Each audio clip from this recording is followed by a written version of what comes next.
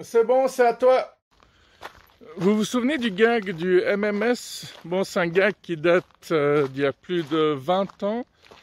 Si je me concentre, je pense que je l'ai entendu au début des années 2000, effectivement.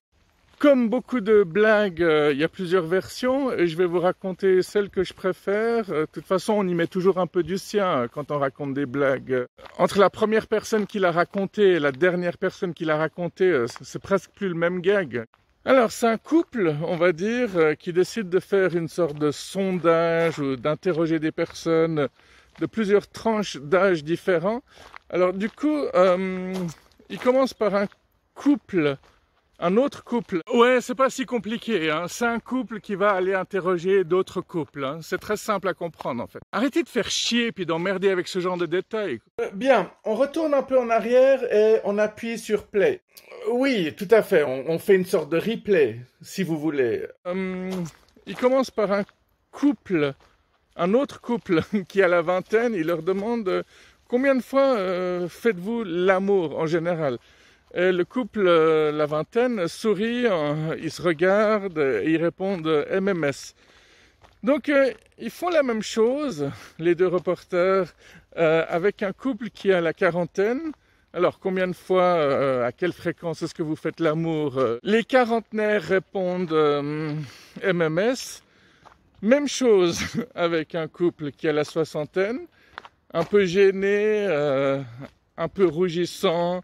Ils répondent MMS. Et le dernier couple à être interrogé est un couple qui a, dans les 80 ans, des octogénaires. Donc, et là, perdu un peu dans leurs pensées, ils regardent au loin, ils répondent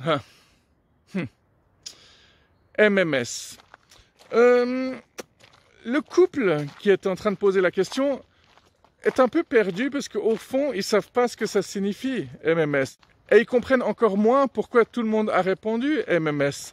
Et après de plus amples recherches, ils découvrent que les vingtenaires, pour eux, MMS signifiait matin, midi et soir.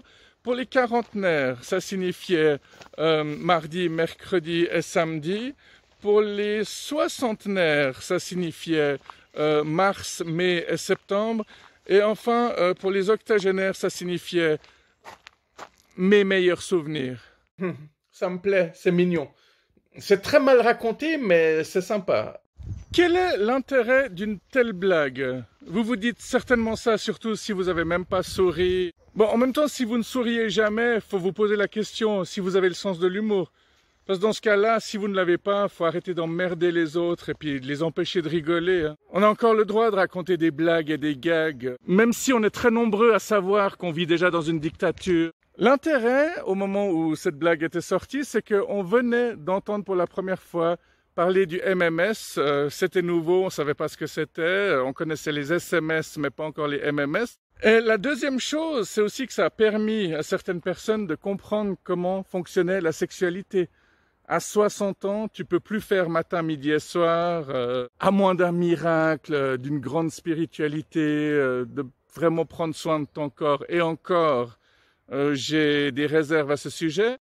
Si cette blague, cette vidéo vous a plu, vous m'envoyez ravi. Sinon, j'en ai vraiment rien à foutre, hein. Vous n'étiez pas obligé de la regarder non plus. Il n'y a personne qui vous a mis un couteau sur la gorge, un flingue sur la tempe. Tout à fait, absolument. Alors voilà, je pense que c'est une blague qui touche la génération X. Je pense que les millennials le racontaient avec beaucoup de joie. Par contre, la génération Z va juste dire que c'est des blagues de boomers, hein? C'est toujours facile de cracher sur les autres. C'est pas parce que je le fais que vous devez le faire aussi. Attends, je vais refaire cette dernière prise. C'est pas parce que je le fais que vous devez le faire aussi.